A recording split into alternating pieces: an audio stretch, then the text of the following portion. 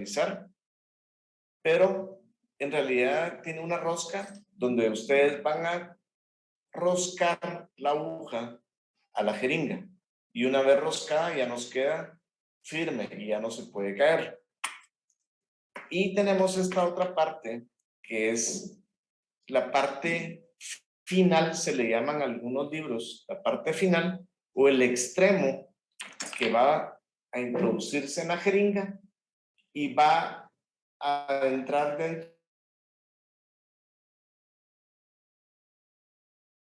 de la cámara y el cartucho de anestesia. Entonces va a ser el medio de comunicación entre el cartucho y el bisel. Cuando ustedes apachen acá la jeringa en la parte posterior, el anestésico se va a venir dentro de este tubo y va a salir a través del bisel.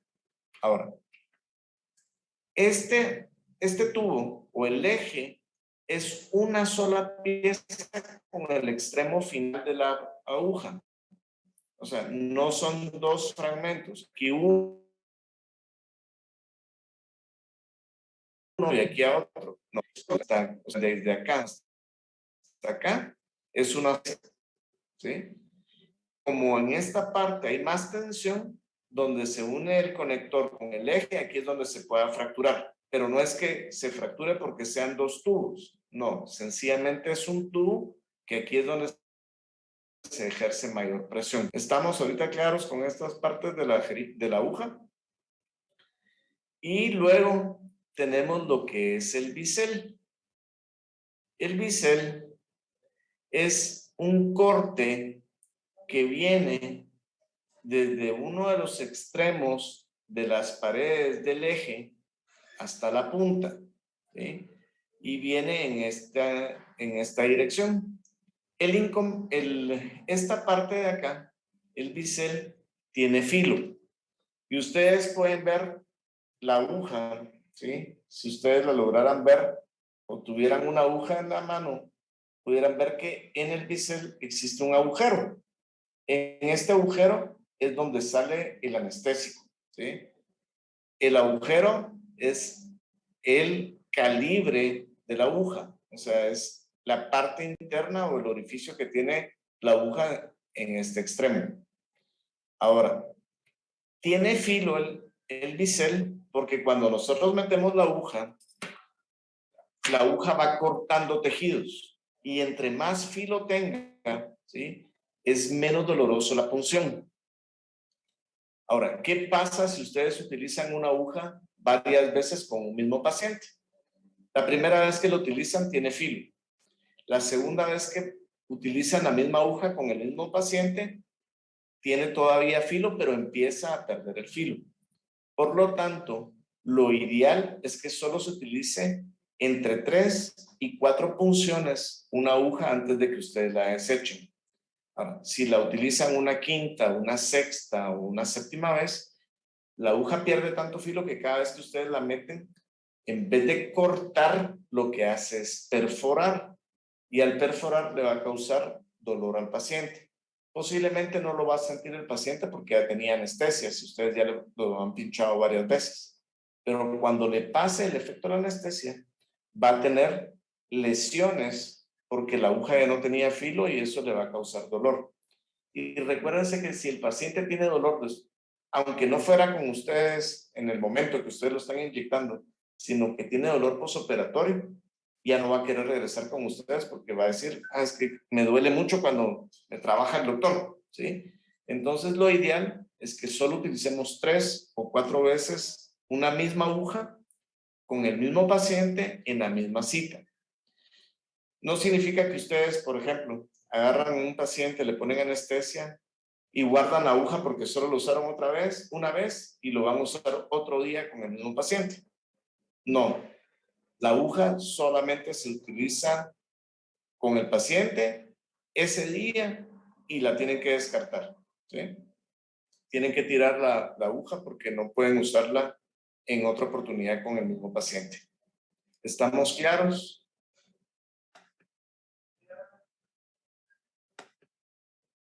Vamos a ver. Estefanía Fuentes. Sí, doctor. ¿Estamos claros con lo que es el diámetro? Sí, está claro. La longitud de las agujas. Sí, también. ¿Y qué es el bisel? Es el corte el área que tiene con filo para poder perforarla, bueno, no perforar, sino que cortar la mucosa al entrar. Exacto. Y recuérdense, no solamente va a cortar mucosa, sino que también va a cortar lo que es el tejido celular subcutáneo. O sea, va a cortar el tejido adiposo que pueda estar en el lugar, músculo, ¿sí? Y algunas veces va a topar contra el hueso, entonces va a perforar periósteo y esta parte, cuando se inserta y se hace presión solamente en esta punta del bisel, ¿sí? Hace que la aguja tienda a doblarse, que fue la deflexión que habíamos platicado con anterioridad. Y entre más delgado sea la aguja, mayor posibilidades tiene de que se angule. Por lo tanto, si ustedes se dan cuenta entre la imagen esta que está aquí arriba y la imagen que está aquí abajo, ¿sí? El bisel está colocado en diferente lugar, ¿sí? El bisel sería la punta o el corte que tiene la aguja.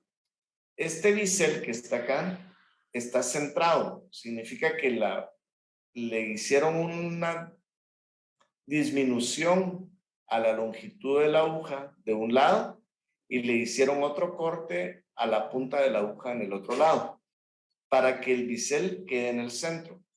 Entonces, cuando ustedes meten una aguja cuyo bisel está en el puro centro de la aguja, hay menor deflexión. Entonces, para evitar la deflexión, existen dos formas, ¿sí? Una es que la aguja tenga su bisel centrado y no lo tenga en este extremo como esta otra, cuya punta termina en uno de los extremos o paredes de la aguja, ¿sí? Entonces, para disminuir la deflexión, existe que el fabricante nos haga un corte en el centro de la aguja. Entonces, la deflexión puede ser favorecida o disminuida, más bien dicho, por el fabricante, porque nos cambió la colocación del bisel.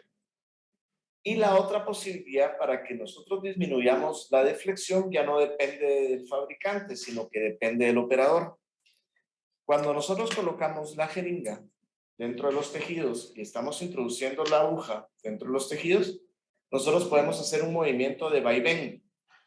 O sea, vamos metiéndola, rotando la aguja o la jeringa hacia la izquierda, hacia la derecha, izquierda, derecha y la vamos metiendo. Como cuando se hacen instrumentación de los dientes con limas endodónticas, que no se mete la lima dentro del conducto recto, sino que se va haciendo hacia la derecha y hacia la izquierda. El inconveniente es que con este tipo de jeringas, que es la que yo les pido, que es la jeringa Cook Waste, nosotros, o de aspiradora, ¿sí? Nosotros no podemos hacer el movimiento de izquierda a derecha tan fácilmente. Tendríamos que utilizar la otra mano y mover de izquierda a derecha mientras estamos introduciendo. Entonces, con este tipo de jeringas es casi imposible que nosotros podamos disminuir la deflexión con este movimiento de rotación de derecha a izquierda. Es mucho más sencillo hacer este movimiento con las jeringas que ya platicamos anteriormente, que eran las asistidas por computadora, que solamente es un lápiz que tiene agarrada la aguja y que el cartucho está en otro lugar y nosotros podemos agarrar digitalmente nuestra jeringa y hacer este movimiento, ¿sí? Con las jeringas asistidas por computadora nosotros podemos disminuir la deflexión haciendo movimiento de vaivén.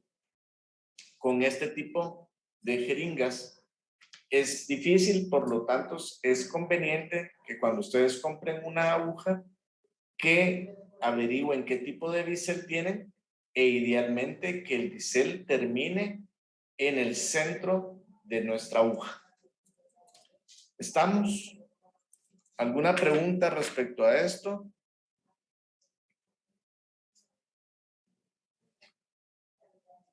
Bueno, vamos a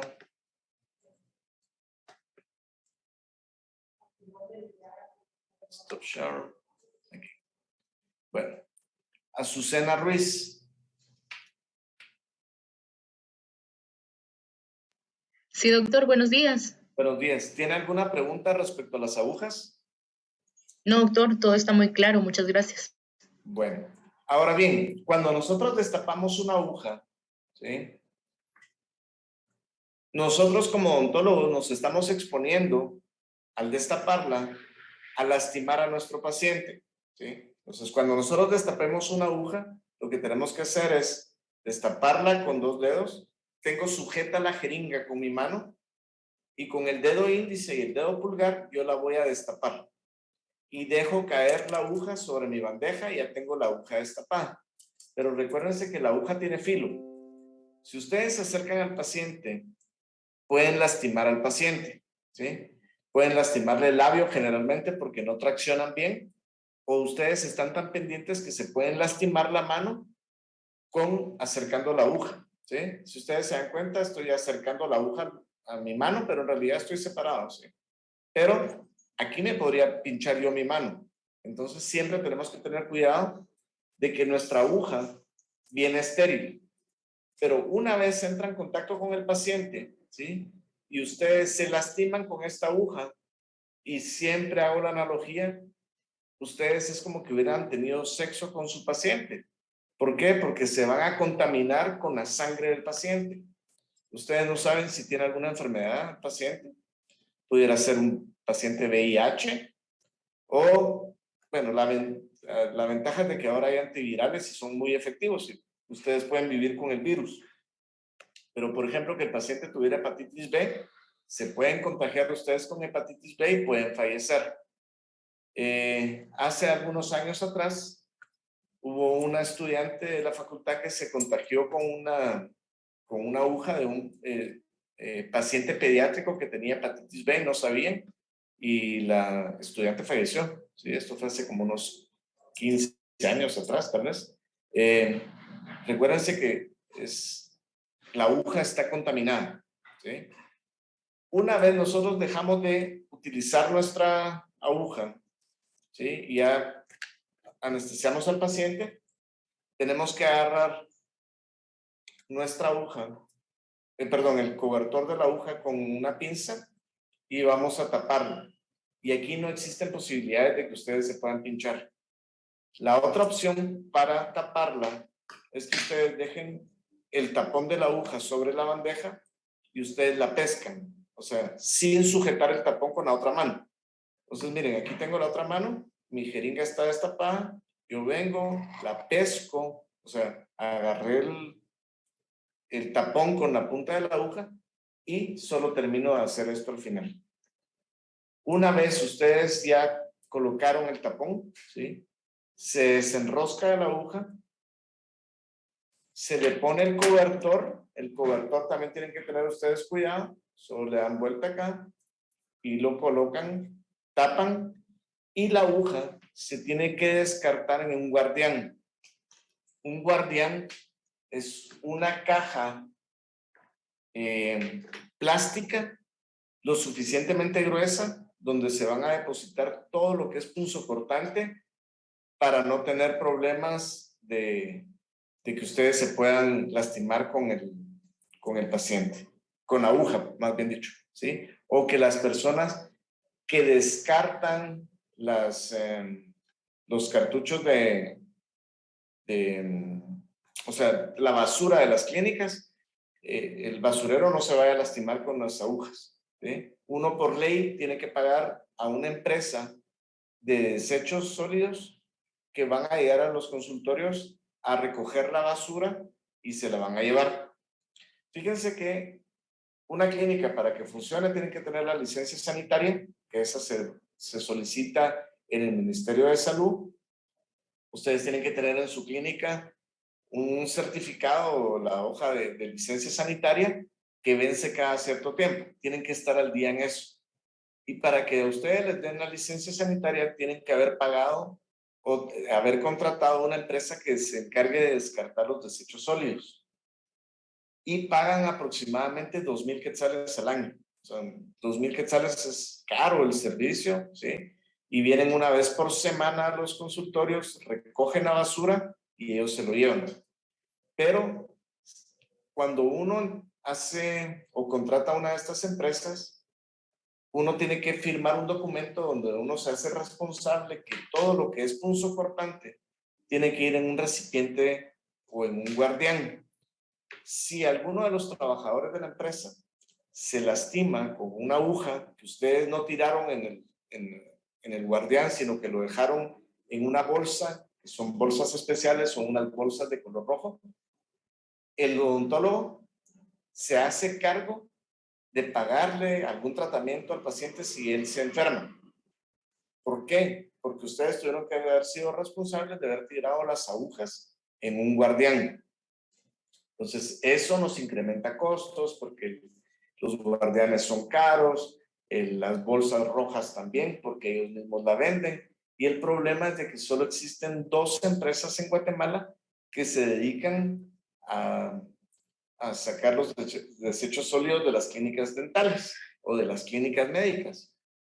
Y los 2 están igual. En vez de ser competencia para ver quién cobra menos, ¿sí? Cobran alto, los 2 cobran caro. Y tal vez hay unos 100 quetzales de diferencia entre una y otra, pero no les bajan de precio, sino que al contrario, cada año les incrementan costo para poder hacerlo de la extracción de la basura. Les voy a poner acá una imagen del guardián. Vamos a ver si aparece.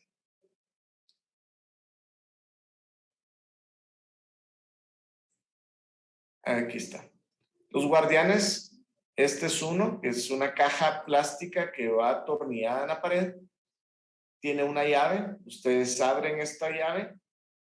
Sale una tapaderita y dentro hay un reservorio que es donde se coloca la caja o guardián que va metida en esto.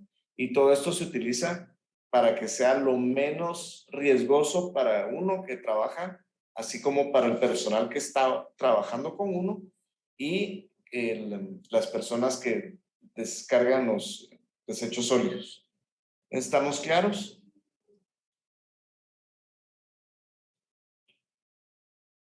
Bueno.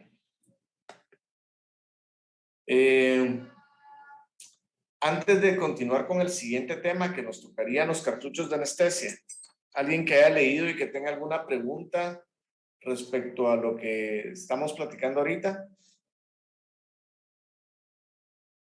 Carlos Villanueva. ¿Qué tal, doctor? Buenos días. Buenos días. No, siéndole sincero, no leí el libro. ¿No lo leíste? No. Alguien, por favor, alguien que me diga si leyó. Solo es para preguntarle si le quedó algo en el tintero. Ana Beteta. No, doctor, no leí. Tampoco. Bueno. Miren, si ustedes leen antes de la clase, les juro, yo doy la clase, tengo un montón de años de estar dando el tema, ¿sí? Y cada día que yo voy a dar la clase, aunque ya me sepa bastante bien el libro, vuelvo a repasar y a leer un poco lo que es el tema que les voy a dar. Ahora, lo hago porque se me puede olvidar las cosas, ¿sí? Si ustedes leyeran antes de la clase, no les va a tomar más de 45 minutos leer 5, 10 páginas que tenían los capítulos. Es mucho más fácil resolver dudas que tratar de captar la información por primera vez ahorita, ¿sí? Y yo entiendo que ustedes no solamente tienen esta clase, tienen un montón de clases, pero si le invirtieran 45 minutos a la lectura del tema que vamos a desarrollar, es mucho más sencillo que ustedes puedan entender. Bueno, vamos a pasar al siguiente tema, que son los cartuchos de anestesia. Los cartuchos de anestesia. A la lesbia, tráeme otro, por favor. Sí, yo sé que te vas a ir. Un cartucho. Uno nuevo. Bueno, los cartuchos de anestesia sencillamente sirven para que nosotros tengamos el anestésico disponible para poder utilizar en los pacientes. Los cartuchos de anestesia ustedes los pueden comprar, ya sea que vengan en cajas de cartón, como esta, que no es de anestesia, sino que sencillamente es de agujas, pero es exactamente igual. Son cajas en las cuales tienen que pasar una caja nueva también de anestesia, la caja completa. Y los cartuchos, ustedes abren la caja y van a ir sacando un cartucho y un cartucho y otro cartucho. O bien, en vez de venir en una caja de cartón, pueden venir en unas cajas que, perdón, no son cajas, sino que serían en unos reservorios metálicos que son redondos, ¿sí? Ya sea que ustedes compren estos que vienen en metal, que generalmente los que vienen en metal son hechos en Alemania, hechos por la fábrica ESPE, o bien pueden ser que vengan en caja de cartón de alguna otra marca. Miren, esta está sellada, es una caja de anestesia. La voy a abrir. Ustedes cuando la abran, va a traer dentro un inserto que viene las especificaciones de la anestesia y todo. Y los cartuchos de anestesia vienen en un blister, ¿sí? Vienen empaquetados de 10 en 10. Los cartuchos vienen totalmente limpios, ¿sí?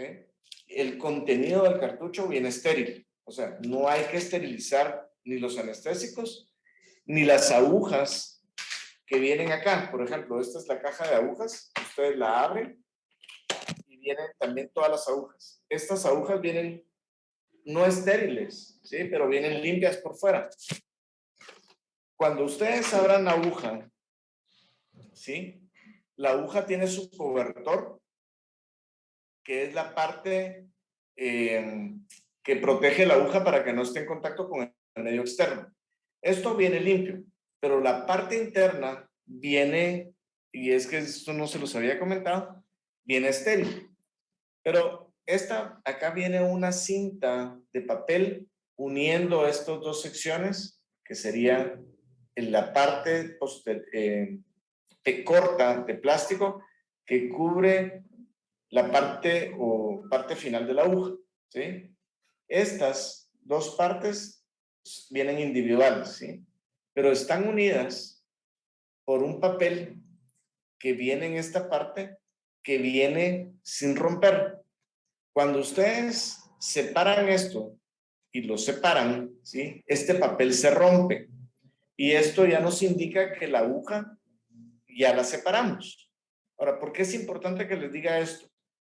Si, por ejemplo, a ustedes les pasa a su asistente una aguja, ella no la abrió, pero ya el papel está roto y ustedes van a utilizar esta aguja con un paciente, esto significa que esto ya lo habían abierto previamente. No pueden utilizar ustedes una aguja en la cual nadie les garantiza a ustedes que esta aguja no ha sido usada. Miren, los accidentes pasan. Yo aquí en la clínica estaba mi asistente que la estaba a llamar, ¿sí? Hace poquito había una recepcionista que ya no está trabajando acá conmigo, pero viene una señora que también hace la limpieza. Hagan de cuenta que al asistente se le cae una aguja en el suelo y viene la persona que hace limpieza o la secretaria y encuentran la aguja tirada y la guarda con las agujas que ustedes están con las agujas nuevas, ¿sí? Ese error puede suceder. Y cuando a ustedes les pasan la aguja, ustedes pueden utilizar una aguja que ya se usó previamente con alguien más.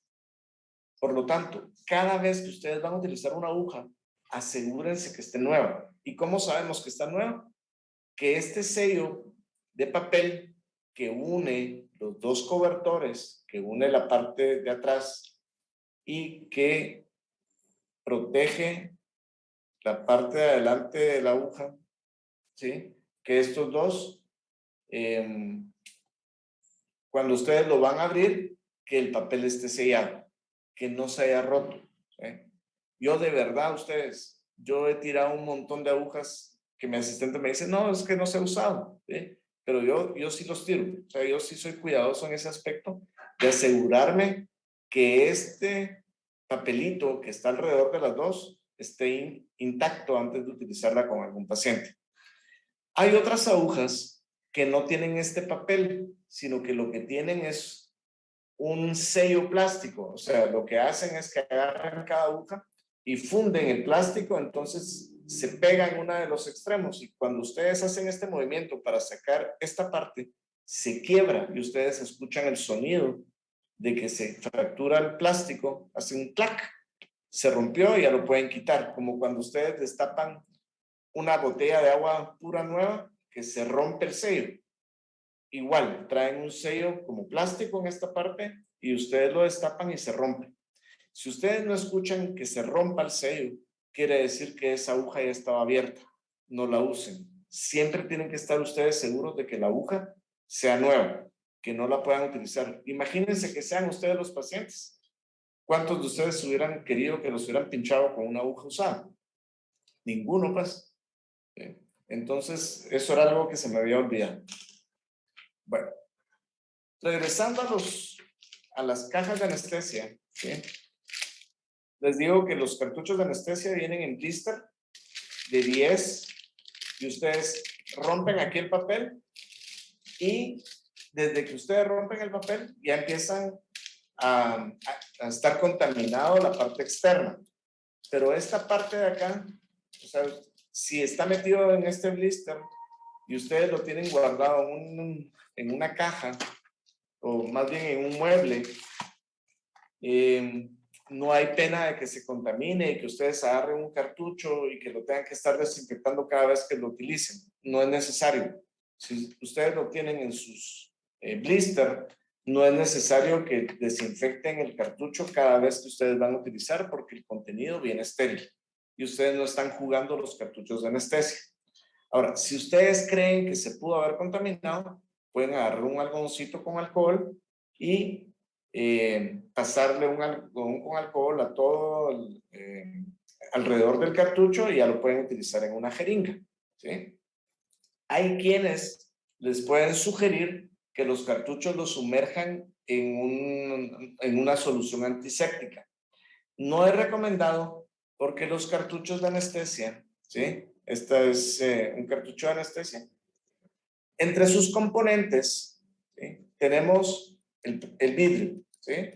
Que es el carpool, que es el nombre que es con el que se le conoce, o cilindro de vidrio, que es el reservorio del anestésico, ¿sí? Pero el vidrio es totalmente impermeable.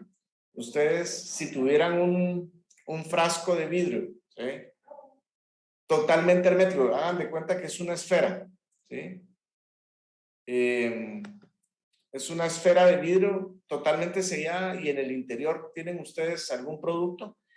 Este no se puede contaminar con nada porque no puede entrar nada a través del vidrio, ¿sí? Ustedes lo podrían dejar sumergido, por ejemplo, que ustedes lo sacan y sigue estando intacto el contenido porque a través del vidrio no pasó nada. Pero este es vidrio, pero tiene componentes los cuales a través de ellos sí puede pasar alguna sustancia o algún microbio o algo. Si ustedes dejaron sumergido, por ejemplo, el cartucho de anestesia en una solución, la solución puede entrar a través de esta membrana que está en esta parte. No sé si logran ver ahí esta parte que es más oscura, ¿sí? A eso se le llama diafragma. Y este diafragma no es totalmente impermeable. Es una membrana de hule que es semipermeable. Y si ustedes la dejaron sumergida, puede entrar la solución y contaminarles el contenido. Entonces, como recomendación, nunca sumerjan un cartucho de anestesia dentro de una solución, ¿sí? Si lo quieren desinfectar, solo pasen un algodón con alcohol y lo pueden utilizar directamente en la jeringa y podérselo colocar al paciente. Bueno, entonces los cartuchos de anestesia, ¿de qué van a estar formados? Tienen esta parte que es de vidrio. Si ustedes se dan cuenta, tiene un cuello en esta parte de acá y esta parte que es más ancha en la punta, ¿sí?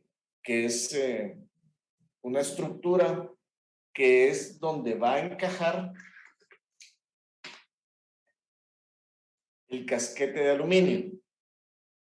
Este casquete de aluminio va a trabar dentro del cuello, agarra el cuello y esta forma del cuello es la que permite, o no permite más bien dicho, que esta capuchón de aluminio se caiga. En la parte interna, ¿sí?, está el diafragma, que es esa parte gris que ustedes logran ver ahí, y del otro lado está acá. O sea que el casquete está perforado, tiene un agujero que es donde va a entrar la parte final de la aguja y es de donde va a pasar el anestésico a través de la aguja desde la parte interna del cartucho hacia el bisel. ¿Qué otra parte tiene el cartucho de anestesia? El cartucho de anestesia tiene un émbolo que está en la parte posterior y este émbolo es un hule. Hay de diferentes colores dependiendo de la marca que ustedes tengan. Ahora, el émbolo que está en esta parte, ¿sí?, es la que nosotros vamos a empujar con la lanceta de la jeringa y al irla empujando va a ir empujando el líquido y el líquido va a salir a través de la parte distal de la aguja que va a ir metida dentro de dentro del diafragma. Hagan de cuenta que el cartucho está metido ahorita dentro de la jeringa y yo vengo y meto y rosco la aguja, ahí está, y la estoy roscando en mi jeringa, ¿sí? Y ya la rosqué. La parte distal de la aguja quedó trabada dentro del diafragma de la aguja, del cartucho. Y adentro, no sé si logran ver ahí, pero adentro está la parte final de la aguja del cartucho. Entonces, cuando ustedes empujan el diafragma con la lanceta, o sea, con su dedo que están empujando la argolla al pistón y el pistón a la lanceta, y ustedes van arrastrando el émbolo hacia esta parte, están introduciendo el contenido dentro del paciente. Si hacen presión negativa, o sea, que jalan el émbolo hacia la parte posterior, lo que está acá afuera va a entrar dentro del cartucho. Por lo tanto, si hubiese sangre, nosotros podríamos ver la sangre que está ingresando en el cartucho. Ahora, si el cartucho de anestesia es de mala calidad y el émbolo no desliza fácilmente dentro del cartucho, tienen que hacer ustedes mucha fuerza con su dedo y va a aumentar la presión del anestésico, y es lo que había preguntado antes una compañera de ustedes, de que si eso provocaba dolor. Si ustedes hacen mucha fuerza porque el émbolo no desliza fácilmente, provoca dolor al ingresar con fuerza el anestésico dentro de los tejidos. Por lo tanto, los fabricantes lo que han hecho es, para que deslice este émbolo, le aplican silicona al émbolo en su parte interna y la silicona se desliza fácilmente sobre el vidrio. Entonces, si ustedes empujan el émbolo, ¿sí?, ahorita lo voy a empujar yo acá con una pinza. Si ustedes lo empujan, miren, se está deslizando, ¿sí? Lo están metiendo fácilmente. Quiere decir que el émbolo se desliza fácilmente porque está embebido en silicona y eso hace que se deslice fácilmente. Pero hay algunos fabricantes que no le ponen esta silicona, o que tal vez es un producto que no es de muy buena calidad y hace fricción el émbolo contra el vidrio y cuesta desplazar el émbolo y eso le va a causar dolor al paciente. Una pregunta a ustedes: ¿a qué horas termina la clase?